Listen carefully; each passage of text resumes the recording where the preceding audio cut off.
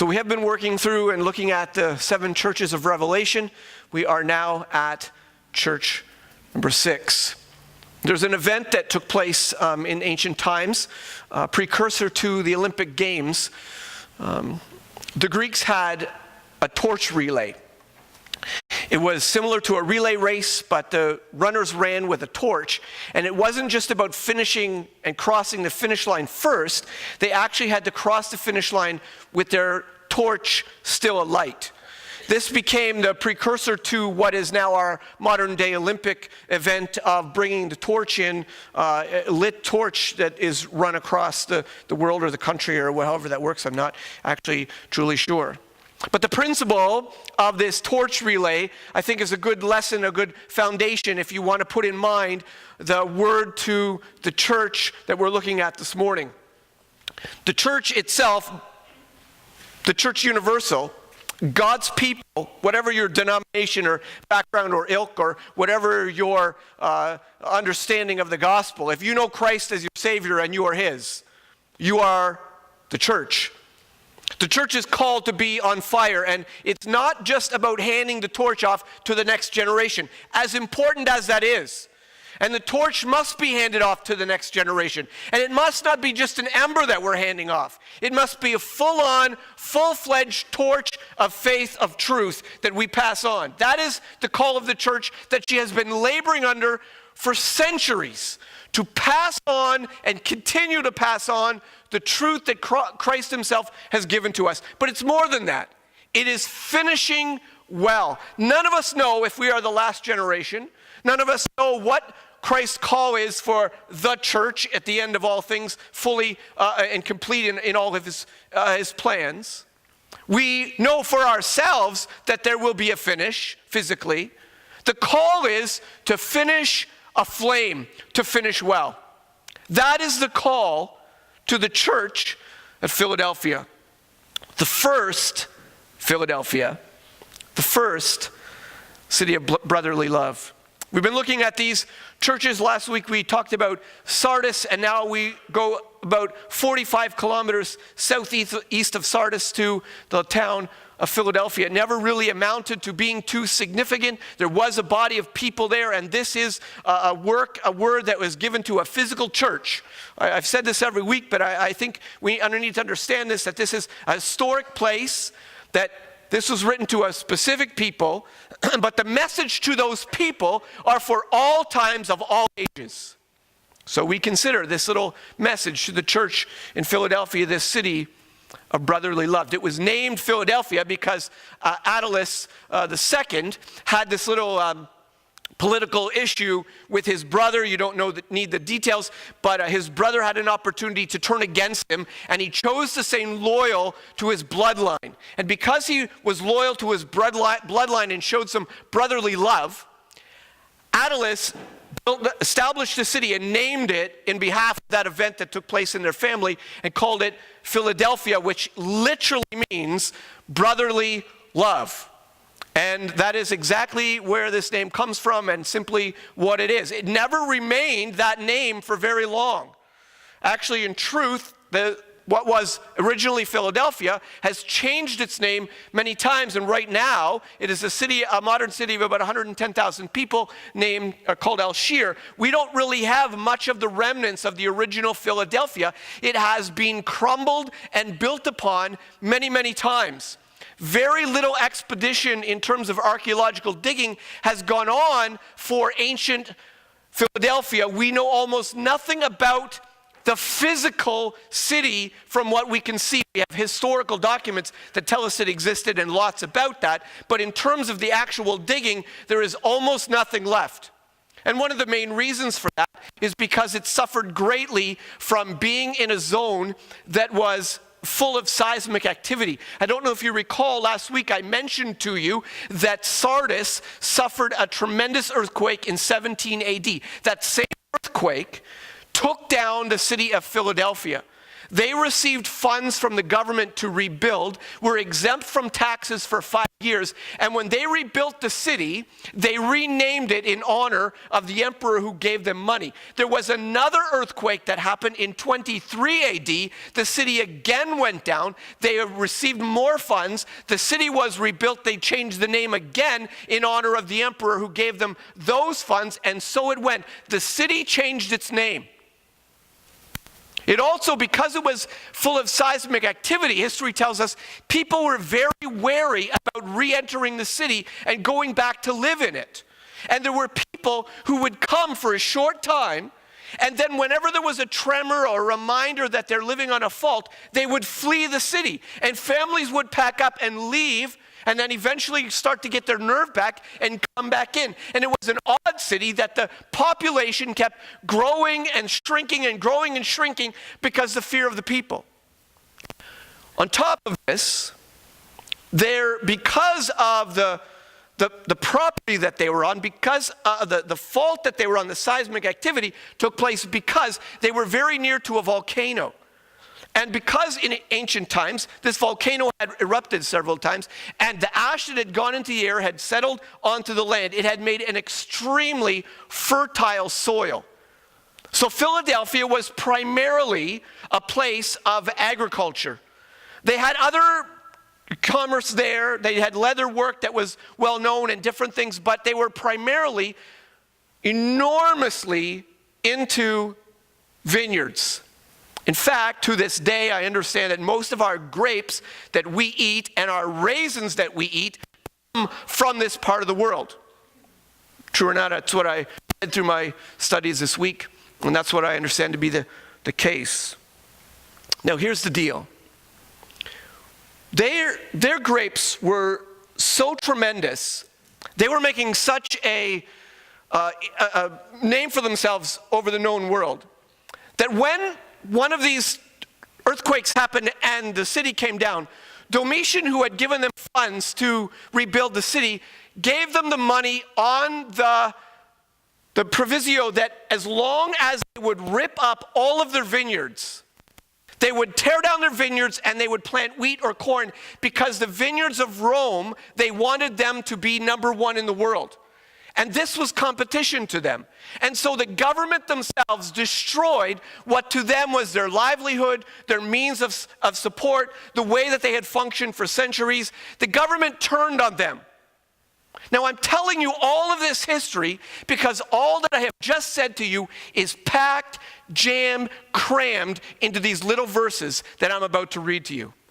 Everything that Jesus says to them through John, he is touching on these very events within these verses. He begins in Revelation 3. To the angel of the church in Philadelphia write the words of the Holy One, the true one. He is reflecting back on the fact that the government had turned their backs on them.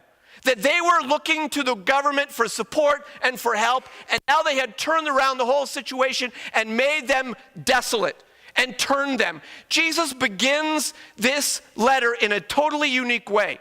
He does not begin by going back to the revelation that we see in chapter 1, the vision that John has of the statue or the image of Jesus and all of his attributes. He never even mentions that. This is the first time he doesn't go back to that. He tells them he is the Holy One, the true one, the one who will not do you wrong, the one who will not turn his back on you, the one who will be faithful to you, the one who will hold you fast, the one who will keep you through every one of earth's tremors, the one who will see you through all that you will face, who will never destroy you economically or otherwise. He is the one who has your back.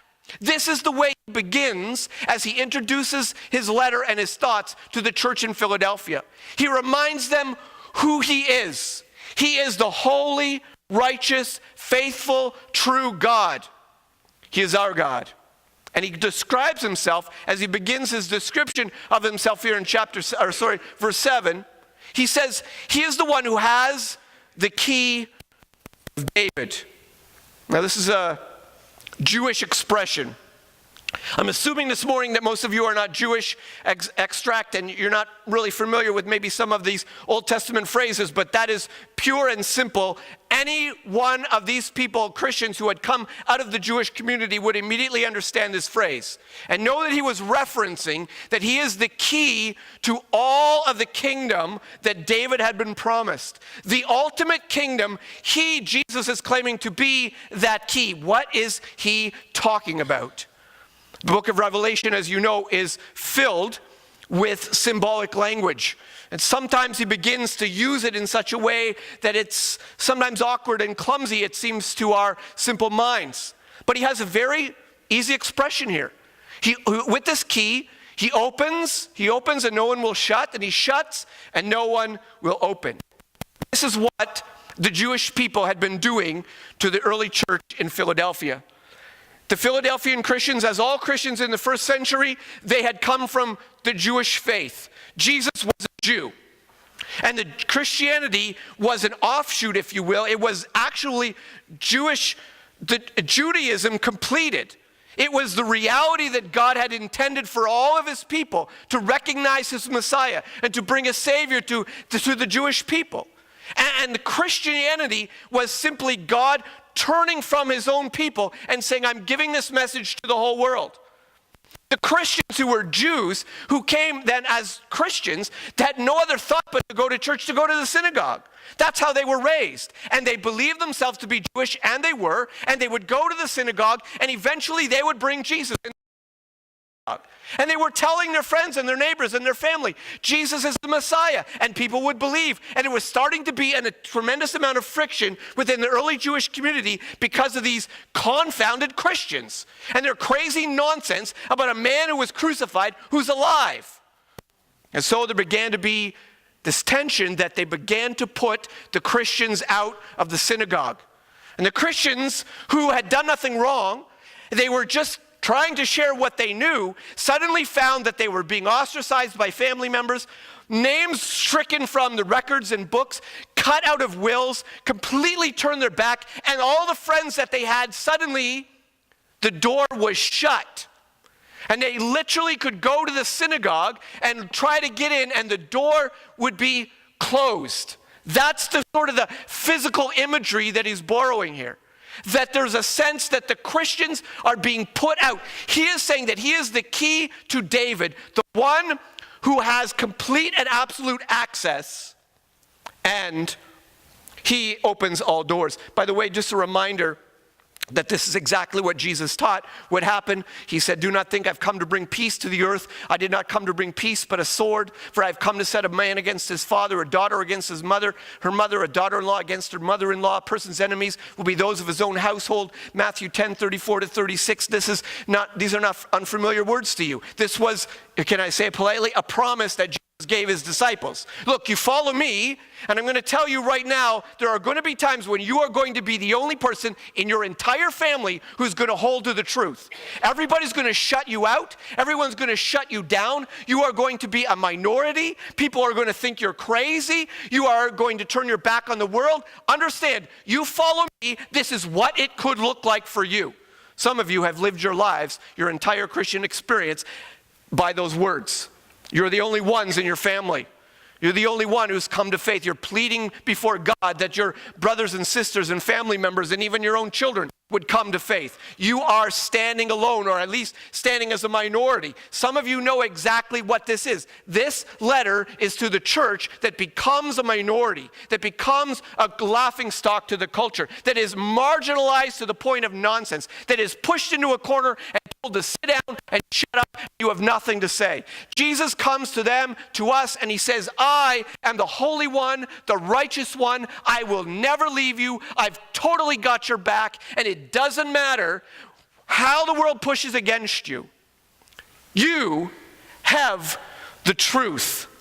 This is what he's saying, because this is ultimately what he means. Now, I have told you this before.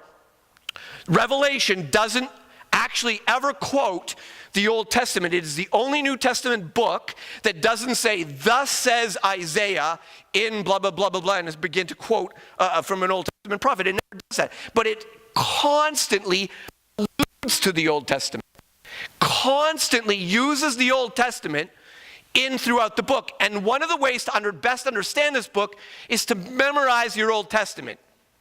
So once you've got that down, read the book of Revelation, and it makes so much sense. That's why the book's a challenge, because it is so deep into things that we spend so little time on sometimes. But here's an example. This little phrase, I'll try not to drag this out, but you need to know this. This little phrase, the key of David, who opens and no one will shut, who shuts and no one opens, this is a direct quote of Isaiah 22. It's a little event taking place here. Let me give you a quick background. I know I'm already getting some glassy eye stares, so I'll do my best. Shebna is the Secretary of State. We don't have a Secretary of State in Canada. I don't think we've had one since 1996. But he's the guy who's in charge of the king's calendar. Okay? He decides if you see the king. He decides what the king does today. He decides where the king travels and what speech he's going to do. He has access to the king's itinerary, agenda, and if you want to see the king, the only way in is to go and see Shebna. That's who he is, okay?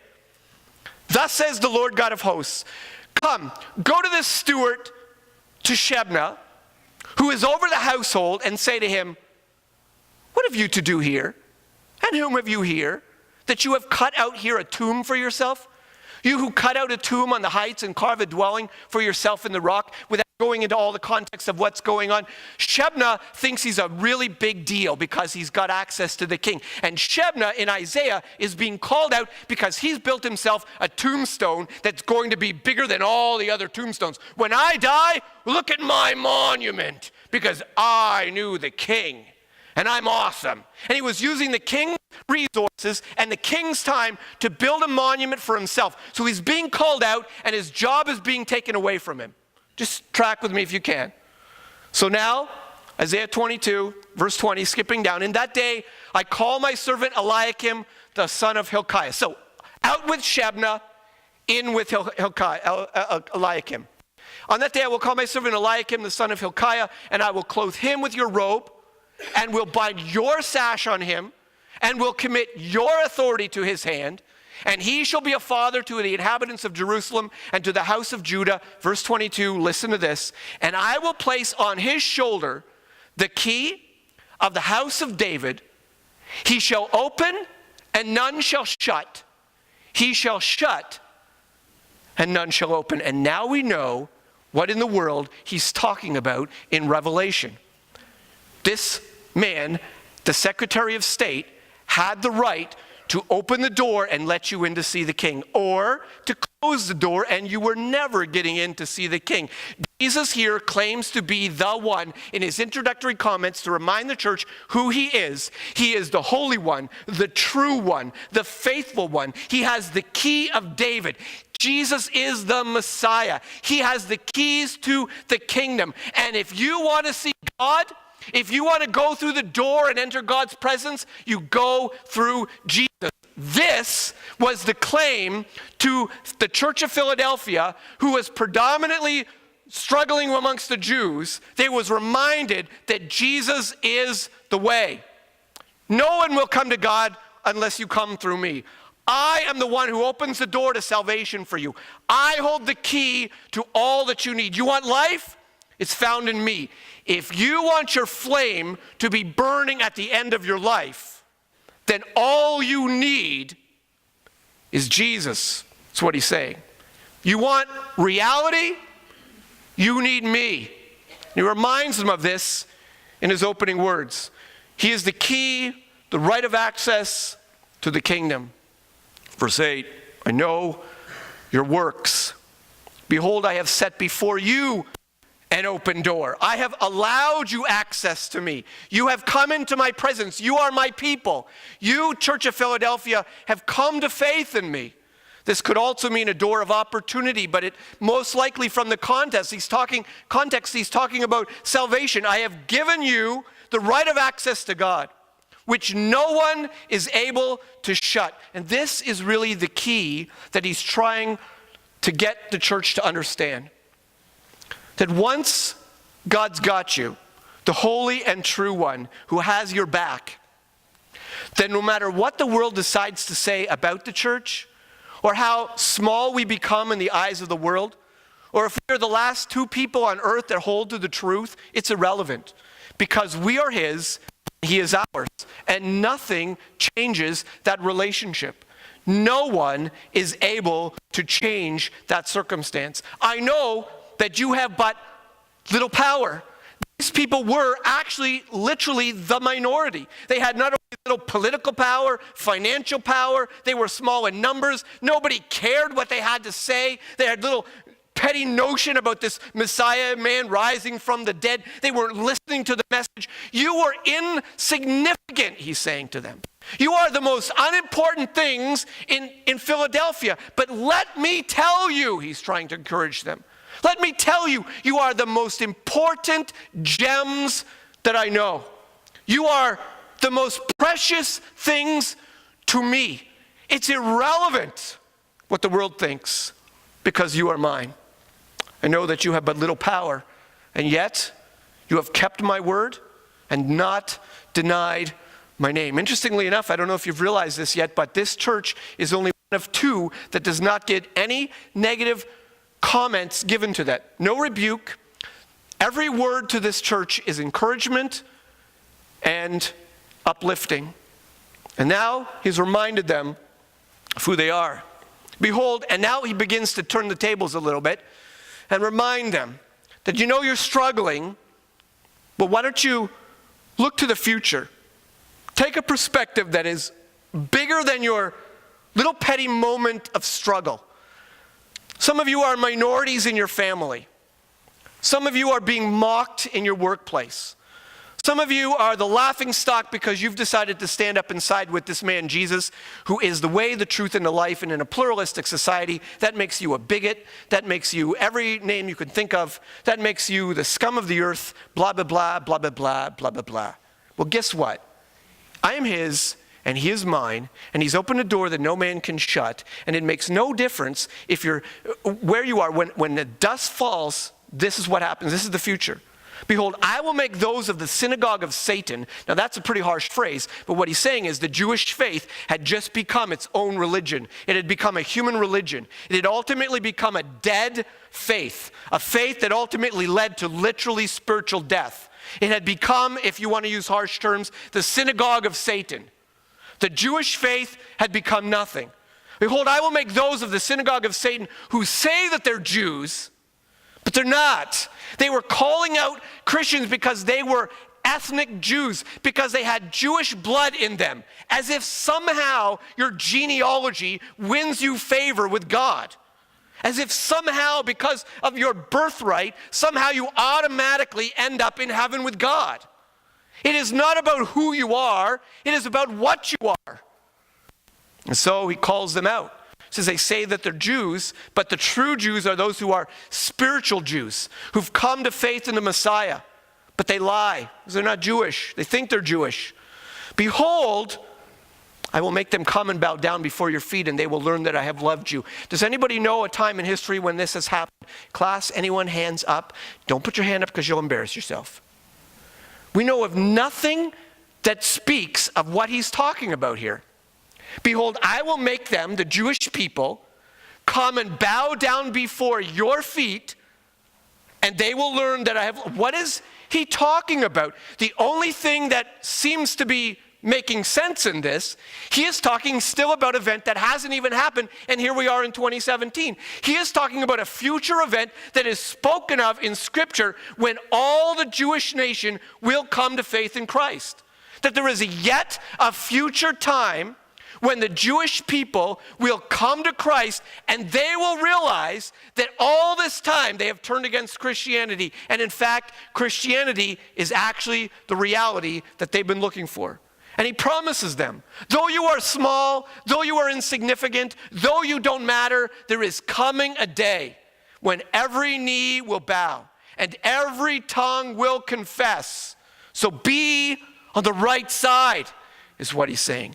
Don't give in to the pressures. They will come. Speaking of the future, here's an interesting little phrase. Because you have kept my word about patient endurance, I will keep you from the hour of trial that is coming on the whole world. class? Anyone? What are we talking about here? Any hour of trial that's come on the whole world that you can think of that happened in between then and now?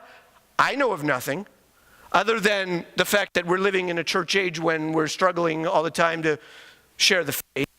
That's not what he's talking about. There seems in this text, again, to be an allusion to something that is yet future. Because you have kept my word about patient endurance, I will keep you from the hour of trial that is coming on the whole world to try those who dwell on the earth. What he could very well be referring to is what Jesus talked about his disciples to. Matthew 24, 21 to 22, for example. Then there will be great tribulation, such as has not been from the beginning of the world until now. No, and never will be. And if those days had not been cut short, no human being would be saved. But for the sake of the elect, those days will be cut short. Now, we're not here to go into the eschatology of what a tribulation looks like and all that will take place and unfold all that. That's not what this is. As much as some of you are excited to know that it's not, and some of you are disappointed to hear that, we know from Revelation, the trumpet judgments, the seal judgments, the bowl judgments, we know it's not going to be pretty. This seems to be what he's alluding to, that there's yet a future time, that if you are on the right side, you're safe. That's what the text says. He says, because you have kept my word, I will keep you from the hour of trial that is coming on the whole world. This is an interesting word. This word for being kept, I don't want to get you giving you any more glossy eyes than you're already giving me this morning, but just try to pretend you're interested in this, because it's actually very fascinating. This word keep is really an intriguing little word. We think sometimes of keeping something. Let me just tell you what it is. I'll stop rambling. This word keep, it means, various ways to look at it. It means to hold something and keep something in the midst of trial. It means to attend carefully over something. It doesn't mean to snatch it away and keep it from that thing. It means to guard it, to watch over it, to take care of, to keep it intact. It's the same word, only in past tense, that he says at the beginning. Because you have kept my word, because you have held my word in the midst of all the suffering that you're going through, and all the doors that are being closed in your face, and all being described as a minority and told you're insignificant, and all that they're doing to snuff out your flame, because you have held on to my word in spite of all that was around you, I will keep you in spite of all that goes on in the world around you. This is a very different thinking from the way most people understand this idea of Scripture, but that's what the text says. It's the very same word that's actually found in John 17:15. I do not ask that you take them out of the world. That would be really handy. The moment you become a believer, you die. Wouldn't that make your life so much simpler? You would never wrestle with sin again. You would never have to say you're sorry to your wife and embarrass yourself. You would never have to, that's just horrible. You would never have to, go back for those things you've done wrong or stolen or whatever. You would be perfect. You would be done with sin. Would that not be just helpful? But that's not what he says. I'm not asking that you take them out, but you keep them here and this is the same word, keep them here and keep them from the evil one. Guard them right through the midst of the time where they're under the church age. Guard them, protect them, keep them intact. Don't let their flame go out. Don't let it be snatched. That's the idea. That whatever trial this is that's coming, God has promised his church that he will keep his people intact. He will guard and protect in the midst of the worst of trials. Again, a future concept. I'm coming soon. This is not a time word. The idea of this is I'm coming without delay. I'm coming, might not be fast in your calendar agenda. That's not what the idea here is. The idea is that it is going to happen, it's definitely going to happen. Once things have come to be, there's no stopping it. I'm going to come. I will come soon. Hold fast to what you have is the call to the church. Hold fast to what you have so that no one may seize your crown. And this is the call to the church today. We're a minority. We're told we don't matter. Everything around us wants to put the flame of fire out, the truth within us. We are called to make sure that no one snatches your crown. This is not a crown on your head because you're a king. This is the idea of a reward, that you have received a crown because of what you've done in this life for Christ. Let nobody come, and just when you're going to get your crown, it sounds like someone comes in, I'll take that, and they take your crown away. That's not what this is. Heard a little illustration about this week. A pastor had grown up with a girl in youth group. They were just platonic friends and knew each other, and they went on missions trips, and they both of them were excited for the things of God. They got involved in all that was going on in their church as youth, and then they grew up and they got married to different people, and the boy grew to be a man and got married and became a pastor. And this girl respected this man, and she began with her family to come to his church. And he began to lean on her, if you're still following me. They grew up as friends. She was always on fire for the Lord, and so he began to lean on her as a great help in the church. And she got involved in all things within the church. She was up to her eyeballs in everything that was going, and she became key to the events and the programs of that church. And one day he noticed that she began to pull back. Would you help us next year with the? She said no. Well, how about if you help us with no?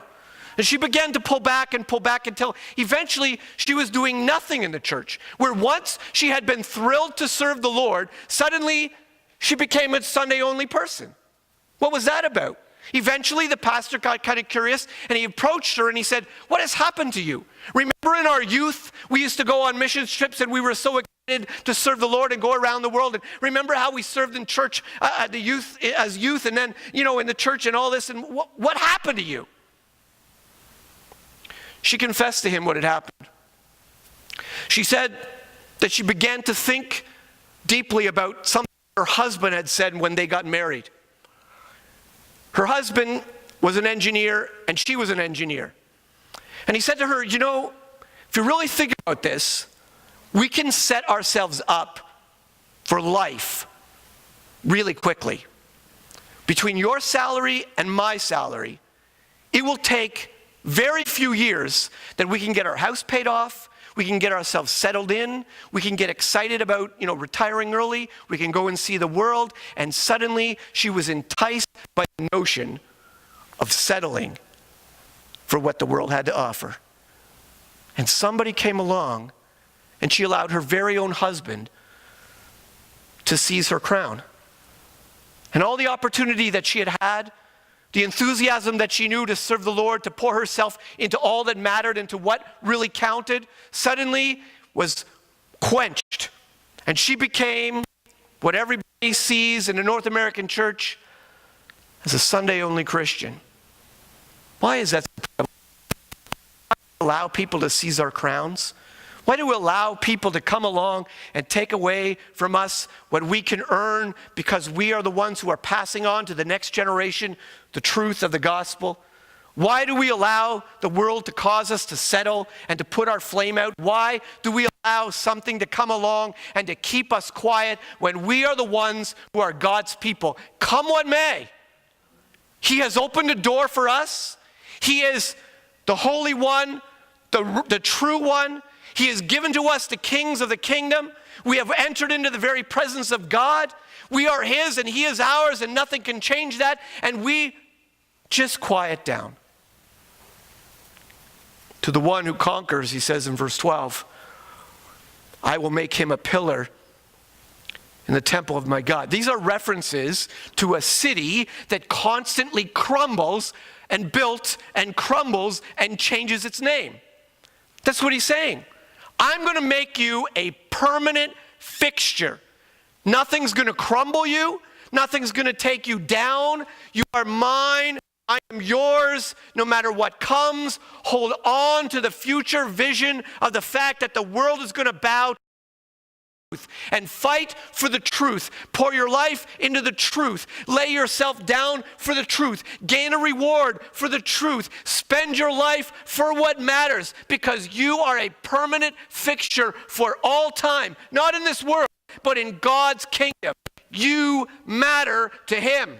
The one who conquers, who fights through all the nonsense and foolishness that the world tosses to us, all the temptations to turn this way and go that way and lose our focus. The one who conquers, you are a solid thing. I will make you a pillar in the temple of my God. Never shall he go out of it. Remember the city population? Up and down, fluctuated, people coming and going. That's what he's referencing. You're in this temple. You are in this kingdom. You are in this kingdom. You will never go out of it. And I will write on him the name of my God, the name of the city of my God, the New Jerusalem, which comes down from God out of heaven, and my own new name. This verse, these words are a little bit enigmatic. Not actually sure what he's talking about writing a name, but I'll give you this little tip. The book of Revelation makes very clear that there's two ways to be marked. Either you are marked and the name of God is written on you, however that looks and whatever that means. Either you are marked by God or you are marked by the beast. That's in the book of Revelation. There are two marks in this book. And it's constantly going back to which mark do you have and how are you marked. And this is a reference to it. My people will be marked with my name. I will know who you are. There's an intimacy here. There's a relationship here. There's a connection here between God's people and God.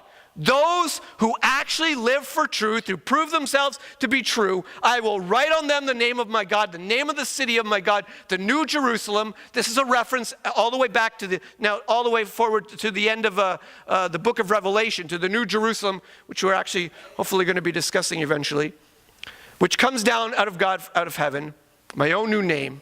And this is what God promises to do with his people. Verse 13. He who has an ear, let him hear what the Spirit says to the churches. This is the message to the church in Philadelphia.